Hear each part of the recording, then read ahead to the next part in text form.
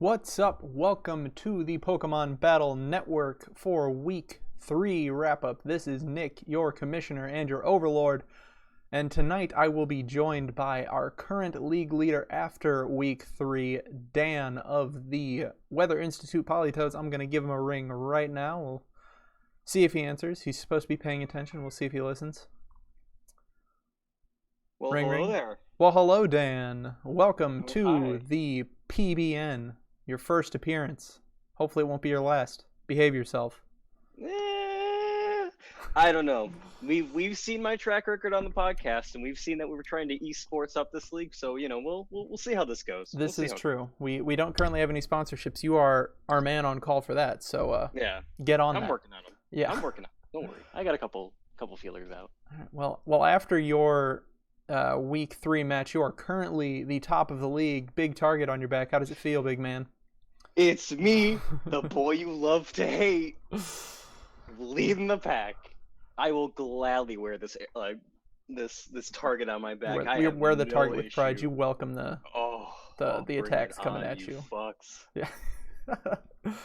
All right. Well, going on from that, we're going to jump right into the recap of Week 3. So our first match is the match between, this was the surprise streamed match between the Ampharos and the Weedles.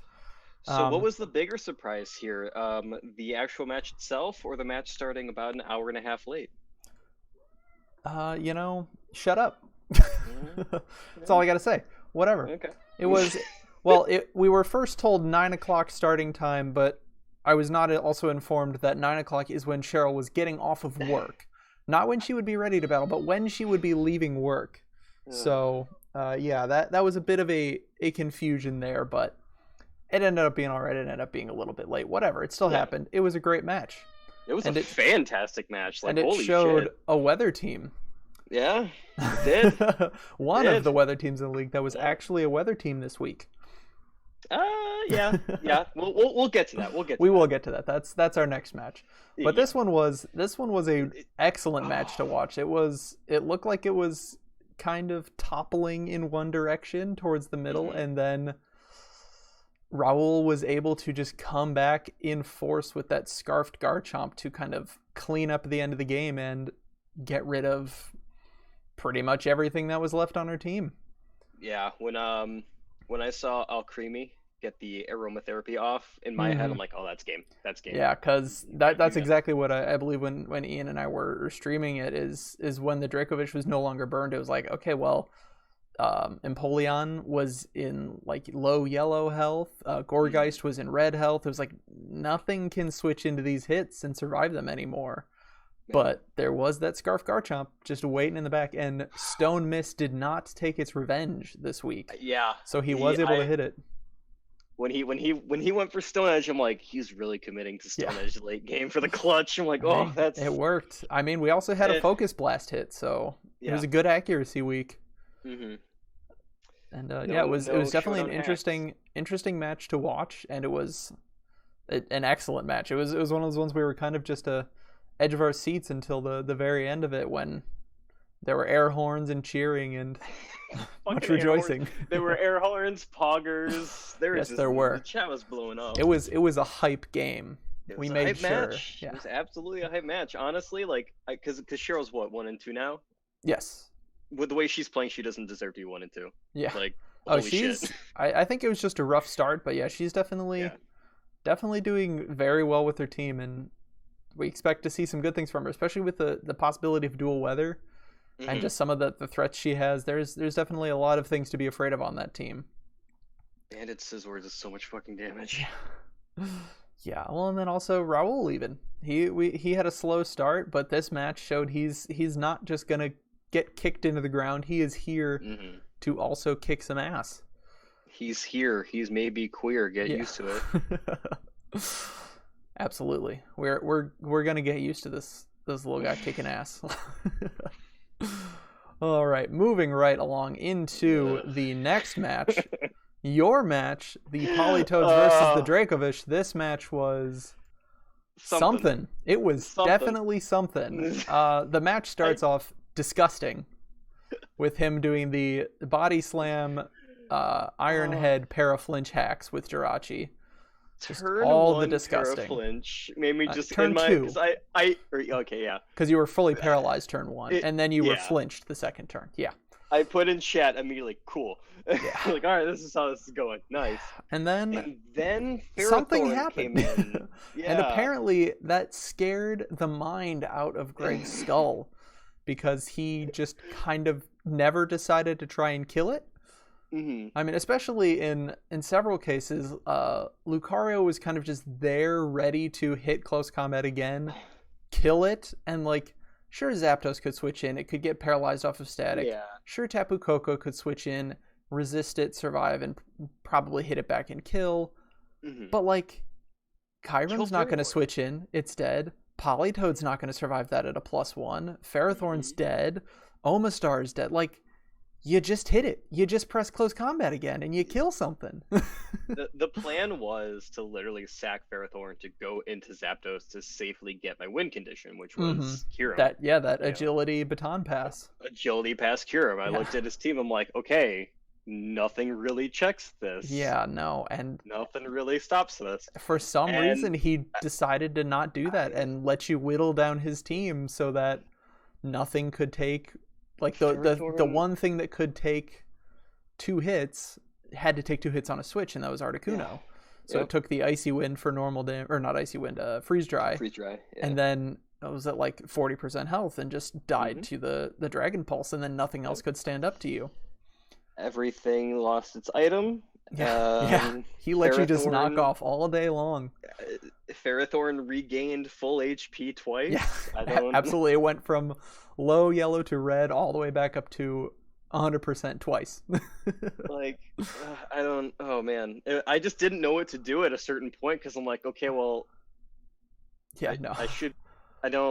Fuck it, I'm just switching to Zapdos. It was an interesting match because there was definitely points where it was like, okay, Greg just hits close combat here again. He kills Ferrothorn, and then there's no more Ferrothorn, which is a great thing to get rid of. If you can kill Ferrothorn, you kill Ferrothorn 9 times out of 10. Well, 99 times out of 100.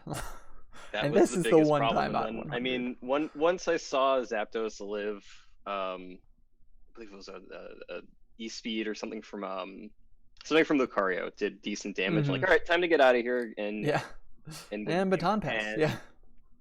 Baton pass into Kyurem, and it just ran a train. Yeah, and then it was just click the super effective attack until they die, or in the one case normal effective attack with Articuno.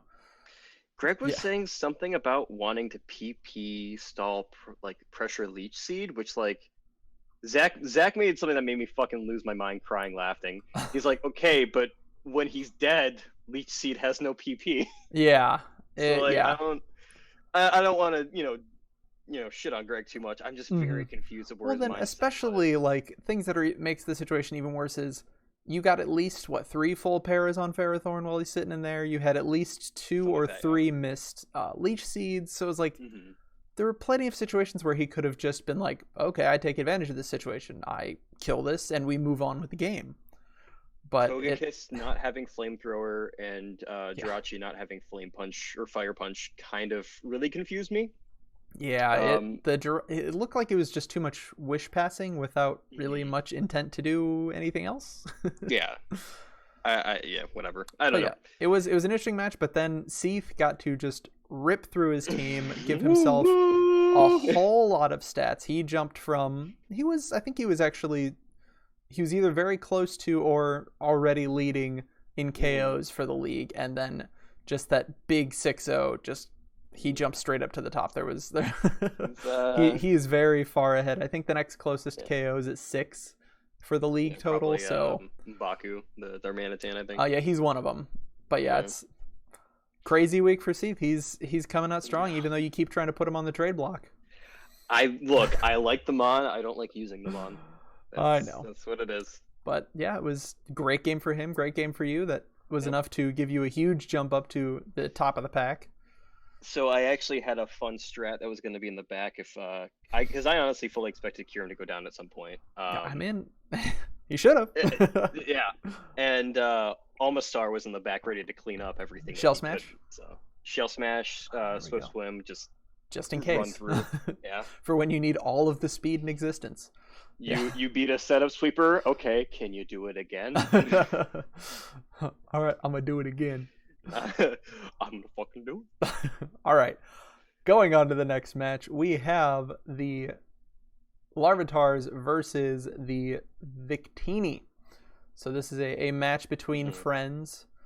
As one said, the master and the apprentice. Zach did bring Isaiah into the league. Yes. This one was a bit more of a incredibly close. Yeah, it was. Even though it's one of those sometimes incredibly close matches, come down to some crucial moves right at the end. But this one, I don't think there was ever really a point where Zach didn't have control over the match.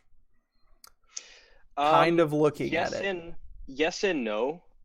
He actually, so in a way, he lost control towards the end of the match there because, I mean, he fully expected Draco Meteor. Okay. He didn't, and Dragapult didn't have Draco Meteor. So if Dragapult had Draco Meteor, I did the calc. I think it O-code. I think it for sure O-code at where he was at. Is this onto Conkeldurr? Yes. Yeah. And the biggest thing for him was just, man, that Life Orb Whimsicott fucks. Yeah, it was doing really good work. Mm-hmm. Which was a little bit surprising, but at the same time, well, it was able to do it. People sleep on Whimsicott, man. People just assume I mean, what is it, 77 special attack or something? Yeah, but it's got good stabs and it's got life for it. This is that true. Thing can do some damage. Well, especially it was getting those Giga Drains off, so especially on something really big like Florges, it's getting a nice chunk of health back every time. Yeah. Not enough to survive an oncoming Moonblast, but still enough to chip it down and then recover itself a little bit, keep the Life Orb damage in check. Chip it down, taunt it, basically cripple Florges in the most... It is the most unconventional check to Florges, because you just look at the thing and go, okay, well, what the fuck does it do other than taunt, and then get the fuck out. It slowly whittles it down. That's what it does. Battle of attrition on that front. There is one thing I want to note about this match. Fucking Mega Evolve is low punny. Yeah, he did it again. I don't know if it's a meme still, or if he's just almost forgetting. I don't think it actually mattered. Just everyone Mega Evolve your fucking Mons. I think he's just doing it just because it's a fake out. He's not going for damage, even though he should. It gets a nice damage boost when it Mega Evolves, so you might as well just get some extra damage. You lose nothing. Yeah, I'm not sure, but I don't think it really mattered too much. But yeah, he's playing on something there. The only thing I can think of is he was afraid of T-Wave Whimsicott and kept Limber, but even then, I mean... Yeah, it was one turn that you went for it. Yeah. But, oh well, it was a good match. It did come down to that 5-6. Even though Isaiah lost, M'Baku had an excellent game, got 4 KOs.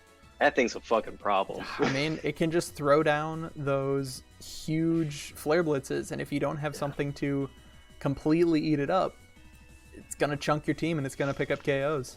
Yeah, and he has one of the best Arvanitan answers on his team, Hippowdon. Yeah. So it's like, okay, well... We saw that taking those V creates. It took 5-6 V creates the entire match. Because they were doing at most maybe 51%. So you would have to get 2 good rolls to make sure, or 2 basically max damage rolls to make sure you can kill that Hippowdon. Yeah. So it was... it's proven in this league to be a huge contender. It can take so much damage and has an excellent healing move. So it just... Thick. Yeah, thick. It has the thickness. Thick. Yeah, with several C's. Yeah. But yeah, good match, and we see the Randall, the Dragapult staying in the back. Isaiah's kind of keeps using that as a Pokemon that kind of just sits in the back of the team, waits for its turn where it can come in and quickly kind of finish things off. So I think it kills the... does it kill the Autono? No, it finishes off Crocodile on a switch in. And then... I think that's all I got. Because I think Florges may have picked up another KO at some point. But yeah, just... Even still, I mean, the late game sweeper Dragapult is terrifying. I mean, 142 speed. You can't beat it. Yeah. Yep. You really can't. There's not much you can do to beat it. Yeah. But that was a good match. We'll move on to our next one. And that one is going to be the Togepi versus the Dunsparce. So speaking of not Mega Evolving. I was going to say, I have 2 notes for this. I only have 2 notes for this match. Mega Scizor fucking Mega Evolve him. It literally,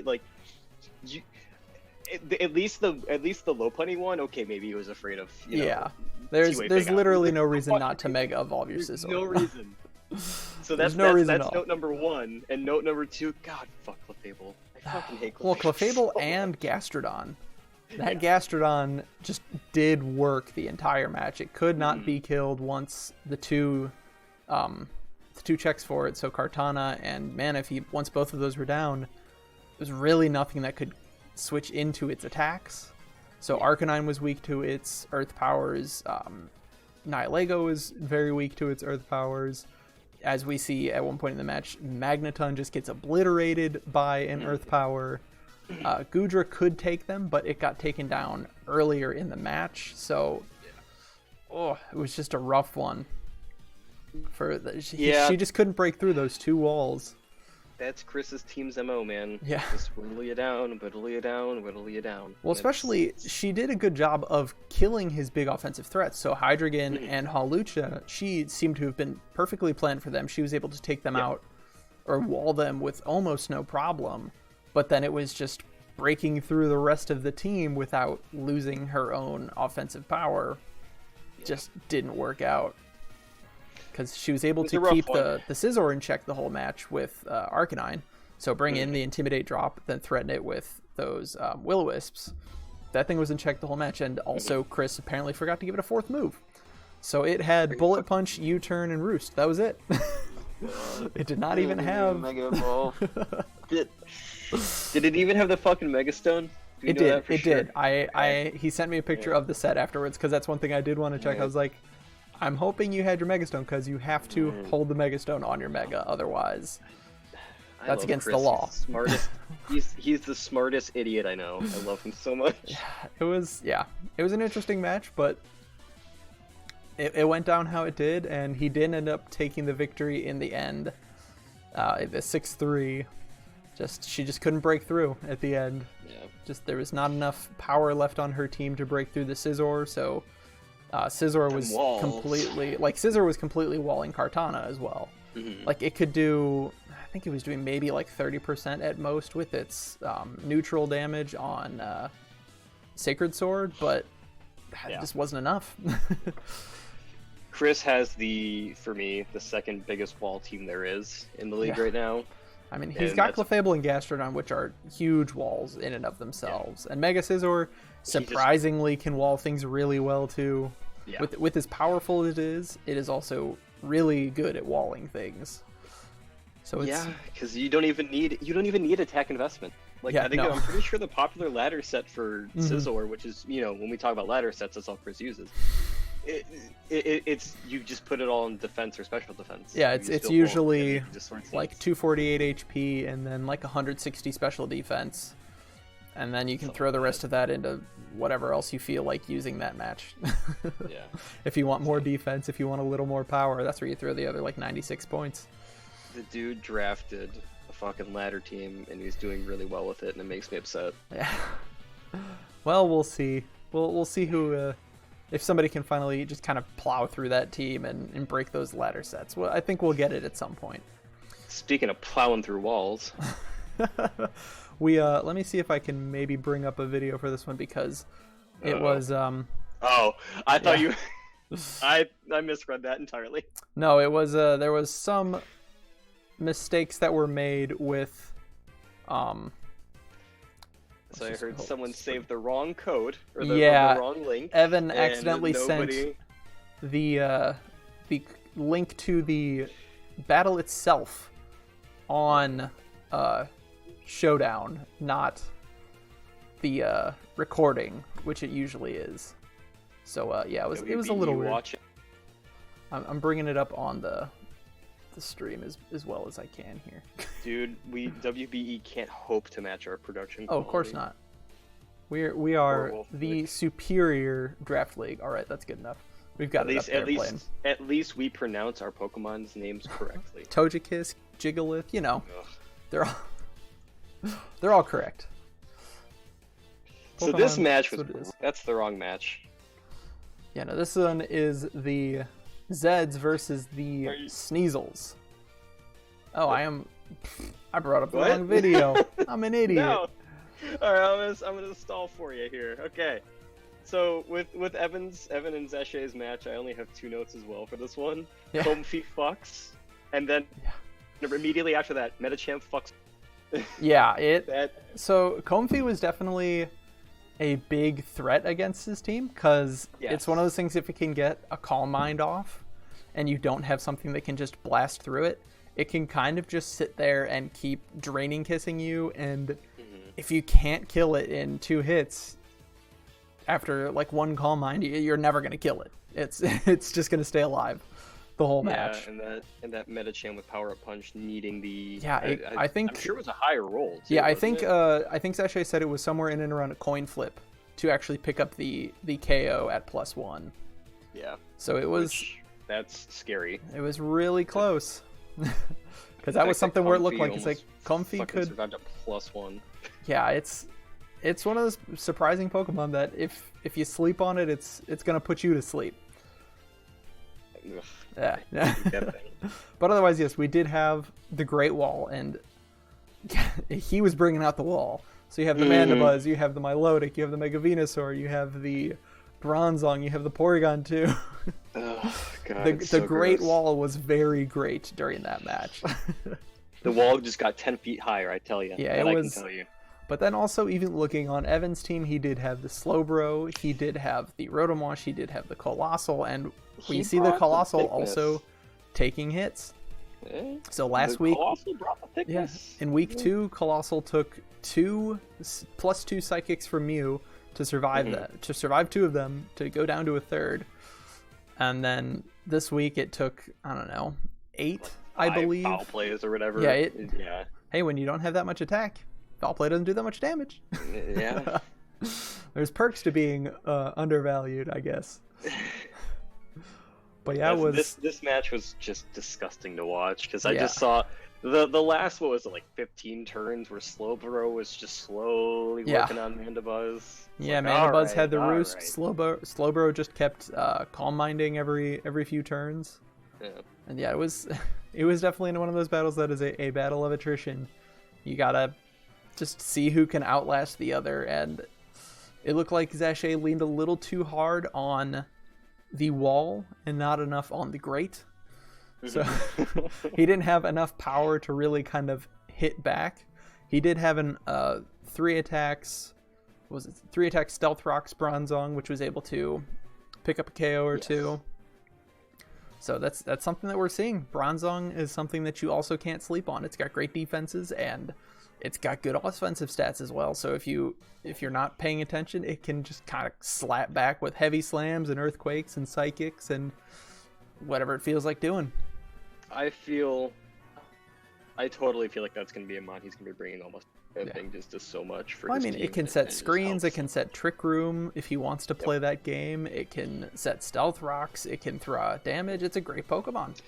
You know, something about his average speed tier says to me he's going to want to run Trick Room eventually. But, I think you might be right. I really do like Evan's answer to Mega Venusaur. Dream Eater 0. Yeah, that was the tech. We've seen things like that. It was last season we had, what was it, a Z Synchro Noise Magearna to take out a Mega Venusaur. So hey, you gotta use those weird psychic moves when you have them. That's a Dan approved heat set of the week. Yeah, that's heat. That's what heat looks like. Not Toxic Stall. Not Flinch Hacks. No. Choice Scarf, Toxic Stall. It's going to be really good. No, you want those Z moves that are just something weird that you don't expect a Pokemon to have. That's the heat that we look for. Love it. Right, this was a really good match. Yeah, it definitely was. Yeah.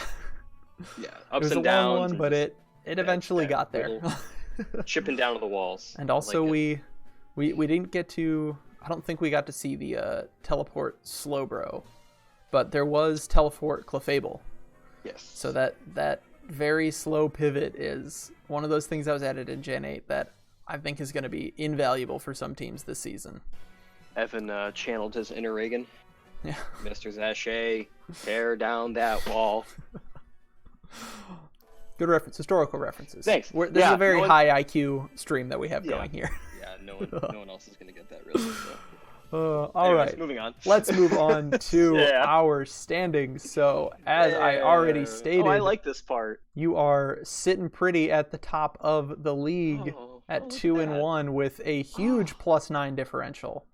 I'm sorry, what's my name? Your name is Dan. Mr. Ruberman Hyberman Jensen? Yeah. Something like that, whatever you want to call it. I am number 1. You are number 1.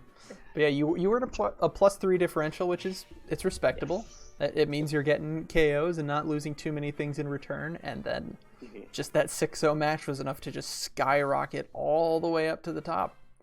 Very little resistance as you plowed through and torpedoed to the top of the ladder. Walked up right behind that Dracovish, got right by them hips, and plowed right through. It's not what I meant, but okay, we'll take it, I guess. You know. Look, I'm trying to build our viewing with our prospective sponsor, Bad Dragon. So gotta get something in there. Right. But I do like the standings, honestly. Like, looking at these, it's not the usual. Like, well, it's nice Evans, and clean. You've got top 3. Your top 5. They're 2-1. Your bottom 5 are 1-2. So no lossless or no winless seasons this year. Not a single team is going to go winless at this point. Proud of everyone. And like, even the worst differential here with Zach, I mean, it's not even that bad. It was just 2 matches where 2 rough matches, and then a very close match in week 3. Which just it only gave him a +1, so it's really not going to help his differential at all. But we can definitely see some shifting around. I think now that we've hit that 3rd week stride, we're not going to have as many crazy switches. I mean, even your jump, you were in like 4th place last week, so you only with a 6-0 jumped up 3 places. But so it's gonna calm down now. We're not going to have any more crazy jumps. Hopefully, unless we get someone else getting a big, huge 6-0 win. I don't think 6-0s are going to be happen. I don't know if there's going to be any more this season, honestly. Yeah, not all that common. But yeah, things are shaping up well. All right, and now we're just like it's diverse. Yes. You know, you're not seeing Evan. One team is not plowing through everybody else yet. Somebody might just be waiting to pick up steam. We'll see. But moving on to our roster changes for the week, we had 3 of them. Yes. First one being the Dracovish dropped. Poor little Baby Yoda. He came into the match, died in 1 shot, and then was immediately removed from the team and replaced with Cocoa Pebbles himself, the Regirock. Mr. himself. That's what we're getting now. Stupid. Yep. That's what's going to happen every time he comes out in a feature match. We're going to have that on a sound button we just press. We just get all the Reggie noises. That better be his nickname, or I swear to God, I will find out where Greg lives. It's got to be either or like Cocoa Pebbles or something. It's got to be un. It's part of the lore now. Yeah. It is known. But I see that as a solid pickup. You've got, I think, defenses, you've got 100, 200, 100 on Regirock, so very respectable defenses. Very respectable, very beefy, huge physical defense, and then 100 special defense with 100 HP is still really good. So it's 80 HP, 80, okay. 200 defense, 100 special defense. Yeah, but I mean, boy. still, 80's not bad. Yeah, no, not at all. 80, 200, 100 are very respectable defenses, so I can see that being a great big wall on his team. Annoying, but yeah. It can also, I'm pretty sure it has, I know it has Stealth Rocks. I think it might be able to Thunder Wave. Maybe, possibly. It's so yes, Thunderwave, and more importantly for Greg's team, it can also Iron Head. So there you go. Parrot flinches. There you go. He's still got it somewhere in the bottom. But yeah, that's something where he just took one defensive type and put something that's a little more defensive, So Tangela, especially with Eviolite, I think it still has the same base, like 100 defense, but with an Eviolite is ridiculous. Yeah. And then it only has, what, like 40 special defense, so not great, but Eviolite brings it up to basically what Tangrowth would have, but more bulky on the physical defense. But swapped one defense for another defense, nothing too huge as a change for his team. I feel like Regirock's can do a lot better for him, honestly. Probably, yeah. And then the next two were both from the Saffron City Sneasels. They dropped their Mega Glalie and picked up Mega Sceptile, so big ol' speed, but also big ol' ice weakness. Yeah, he's got enough ice resist on his team at this point. This is true, He can just say, fuck it, he's got Rotom Wash, and he also has Aegislash, Slowbro. Yeah. He's got things that can take it on. Plus, it blows my mind that Mega Sceptile's still tier 3 Mega. That thing is so slept on. It's one of those things that seems to just be kind of hard to use on a team because it's fast and it hits hard, but I think it's just got like, I think its coverage is just Grass, Dragon, on the special side at least, Grass, Dragon, Hidden Power, Focus Blast. Decent physical move pool, and like the thing gets Swords Dance. I think does it get Dragon Dance? Does it get to be that ridiculous? No, that'd be dumb. Yeah, I think that would be a lot stronger if it did get Dragon Dance, because that would boost its already good physical attack and already elite tier speed, and completely throw any Choice Scarf users out of the game. They wouldn't stand up to it at all. That is Mega Sceptile's only weakness. Yeah, but definitely this was something where he was definitely looking for something to give him some more speed, since before that his best was Tornadus. I think that was it's the only thing over 100 speed. Dugtrio. Oh right, Dugtrio is over 100, right? I was thinking he was at 100, but I think that's like his physical defense or something. So yeah, I mean he's and with that, I mean like he wasn't going to use Mega. Yeah, it was. Yeah. He picked it up for the extra points in draft, and yes, he used them. Yeah, no, absolutely. I mean, I like the draft plan. It's just the Mega he went with. I don't know if I would have picked Mega Glalie at that point, but it has little use in our league history for reasons. Yeah, it is very one trick, and that one trick is super predictable. Yeah, it's gonna throw it on big ice moves. Yeah, and when they lose Mega Sceptile, you get some diversity here. You get some. And as long as you don't have to worry too much about Choice Scarfs, he can set up and he can start going to town on teams. And that leads us to the second pickup, which I really like for his team. He did drop the Apple Boy, everybody's favorite, Apple Strudel. Yes. No more Appleton. He was picked up. We could have seen him premiere, but not yet. But he did pick up another Gen 8 World's not ready for him. Big old G Wheezy. Wheezing is Galarian Wheezing. Holy shit! I love this thing for his team. It does so much for his team. So much. This thing has so much utility. Yeah. You run Levitate, the neutralizing gas if there's any issues with. Like, I mean, I'm not looking forward to facing Galarian Wheezing.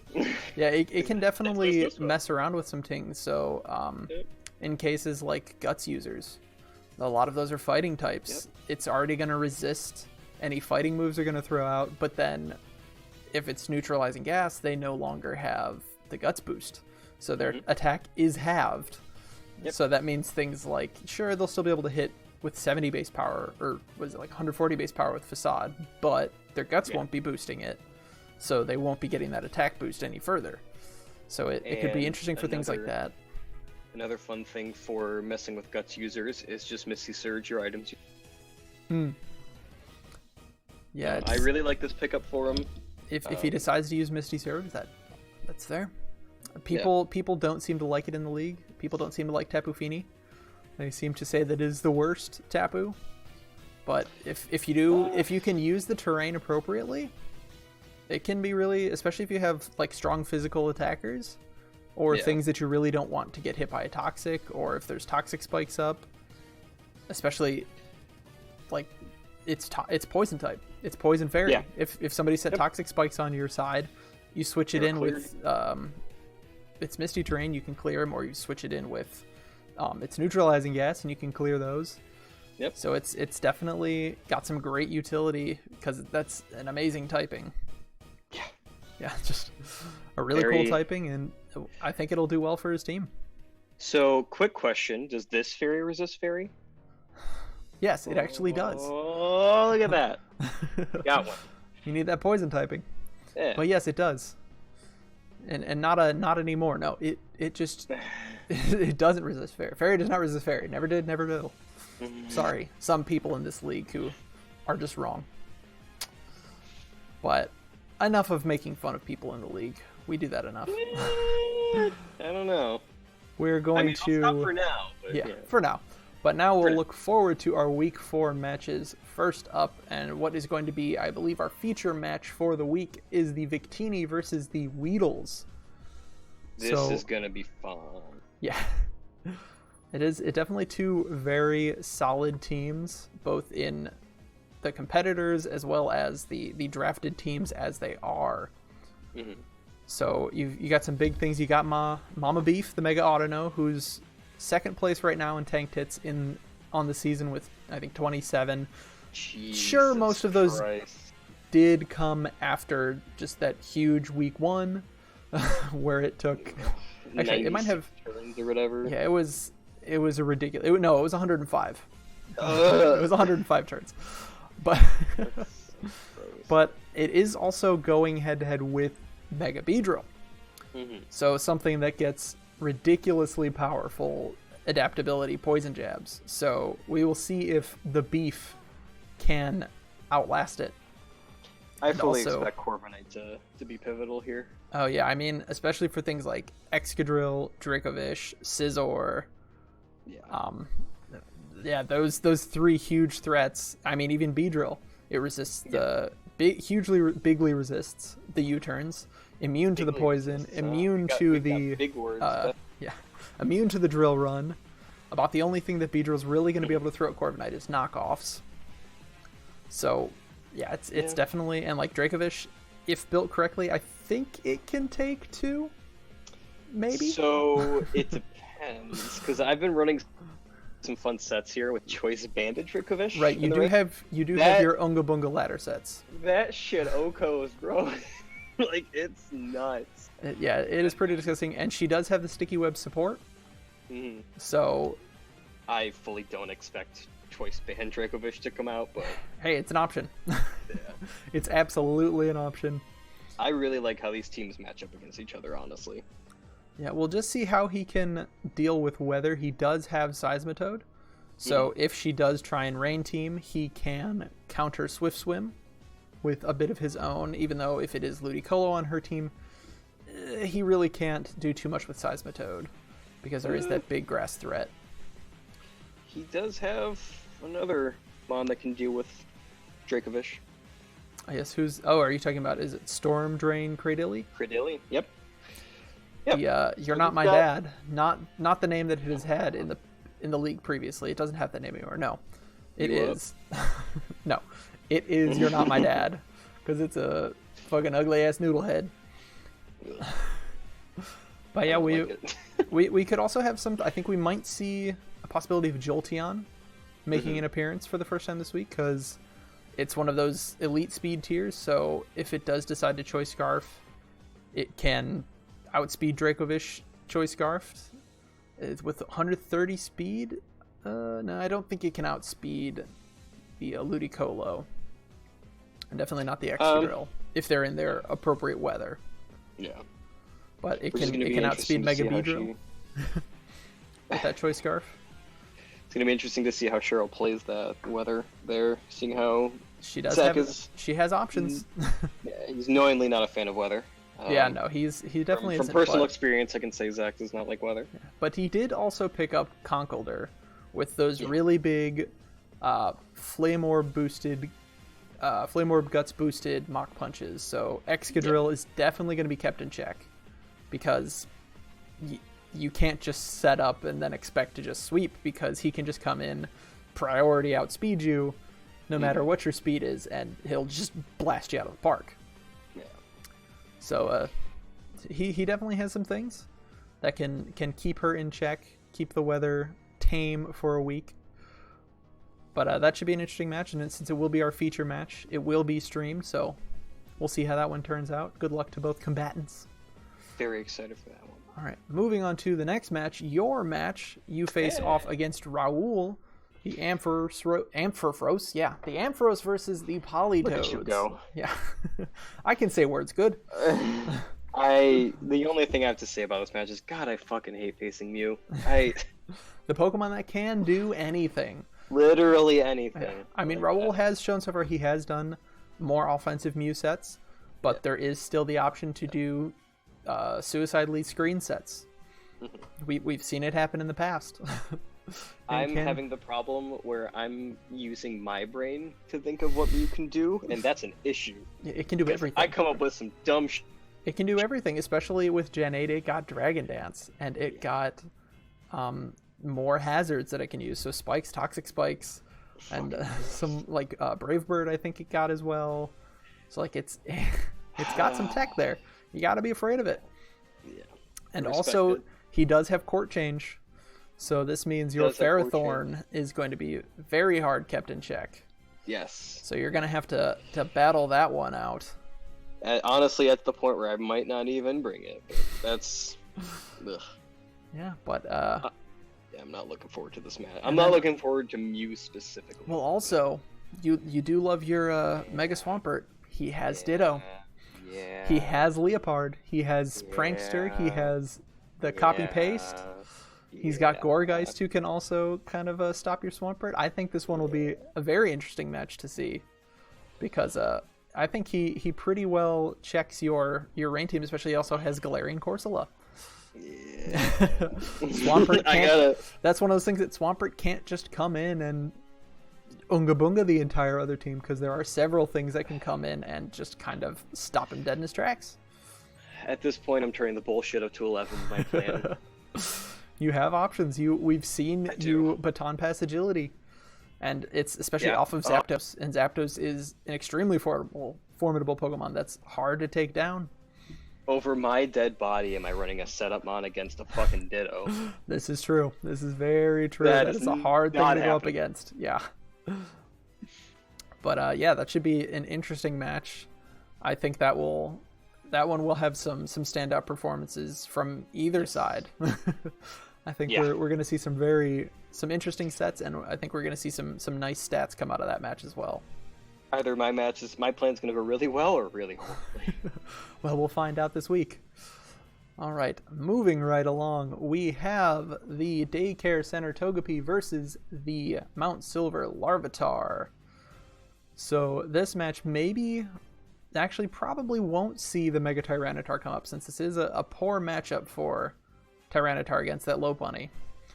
Because Lopunny will always outspeed it and can just obliterate it. Yeah. Lopunny, Darm, a lot of things can check them.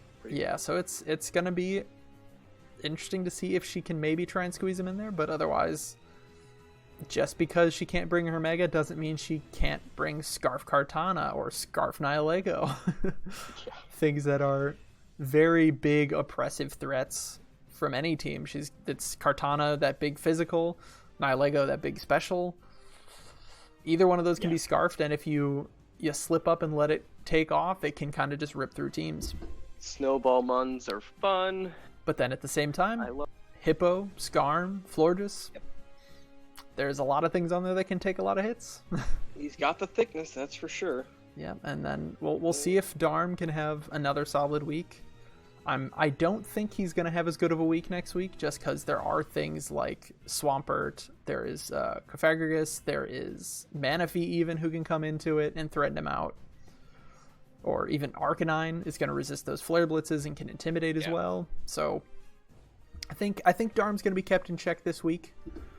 But that doesn't mean the rest of the team will. Dragapult's still there, Megalopunny's still there. And then there's also that Hippo to keep everything else in check too. God, I hate his team. Yeah, that'll be a fun match. I'm definitely interested to see how it turns out, because Isaiah has been showing that he's a very good opponent. He got 2 wins and then a 5-6 loss, so very close match for week 3. And Lauren, sure, she's at 1-2, but she has definitely shown that she's coming into this league for her premier season kicking and screaming. She's not going down without a very fierce fight. A -3 differential at the beginning of the season is not bad. Yeah, for her very first season, she's doing pretty well, especially since she had to go up against some baton pass.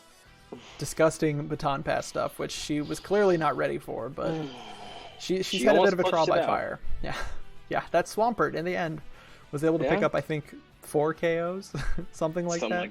Yeah. Just something ridiculous to keep her in that game until the bitter end.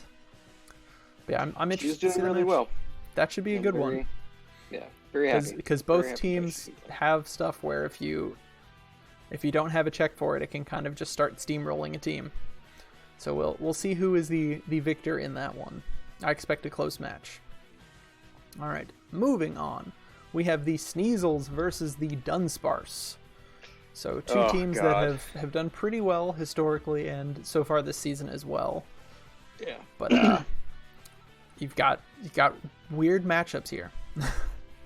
Just kind of looking at them, especially with the pickups of Mega Sceptile and Galarian Weezing, that definitely keep some things in check. So like Clefable with that Weezing pickup, it puts that Clefable in some danger of not being able to just sit there and take hits all day long, because Clefable's not really going to be able to do anything back to Galarian Weezing, and it can kind of just sit there and pain split it or status it if it is unaware.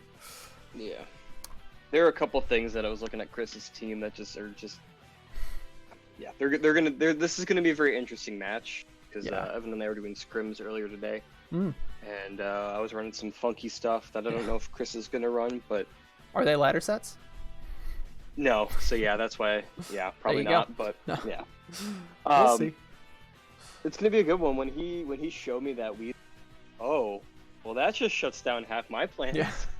Yeah, Galarian Weezing definitely. It's got some really interesting stuff. It'll be interesting to see how he uses it for because I'm guessing it probably will show up for this match, because there are definitely some things that it can go toe to toe with really well. So moving on to our final match of week 4, it is going to be the Mahogany Town Dracovish versus the Azalea Town Zeds. So we've got our Great Wall versus the Great Stall. Well, not really Great Stall. The hacks. The hacks. We've got the hacks. He's got all the hacks. Yeah. So I'm actually really excited to see this one, because I want to see which one wins out here.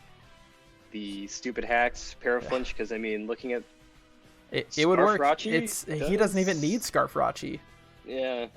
In all honesty, base 100 outspeeds everything except for Swoobat. Except Swoobat, yep. Except Swoobat, and Comfy with its priority off of Draining Kisses is not going to do anything to that Jirachi. Yeah. And it's not going to like those Iron Heads either, so it's definitely something that could come out.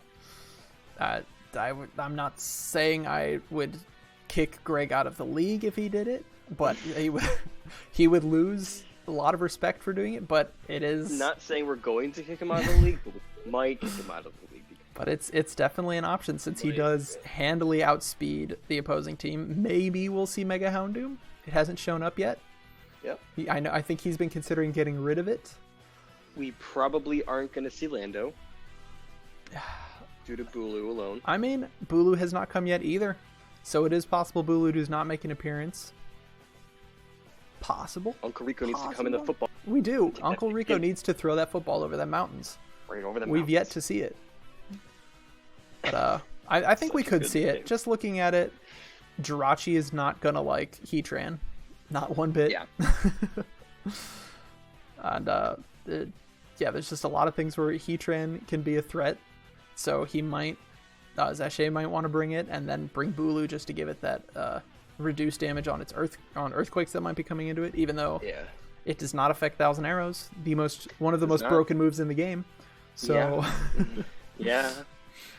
Zacier, this is literally it's speed on Greg's part versus just I know Zacier is gonna cook something. You got to break through it. Yeah. So I'm actually really excited to see this one. Yeah, it should be a very interesting match. We kind of just got to see how this wall deals with things, because I think Zache is kind of struggling to deal with it. It seems a bit off of what he is used to using.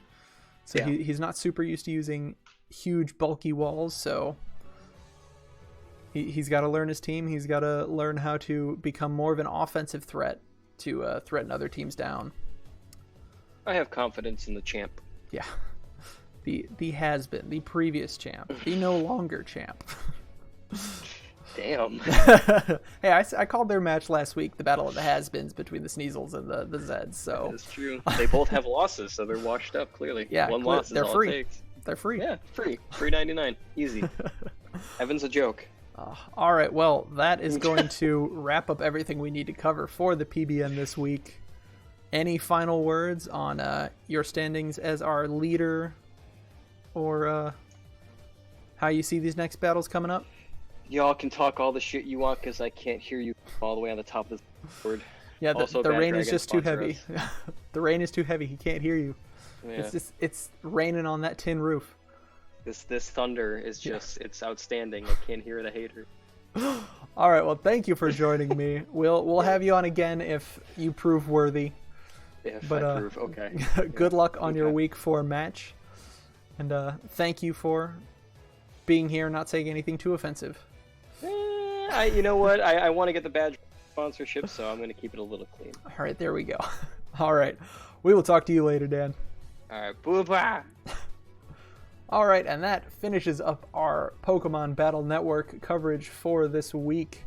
We will look forward to those matches next week. We will have the featured match between the Victini and the Weedles at some point during the week. I'll try and tweet it out earlier, so watch our Tweeter feed, listen to the birds, see when that match is going to be coming up. But otherwise, if we do have any surprise matches, I will try and give more heads up than the last one, because the last one I think it was like, I don't know, 2 hours, 1 hour heads up, something like that. So I will give bigger notice the next time.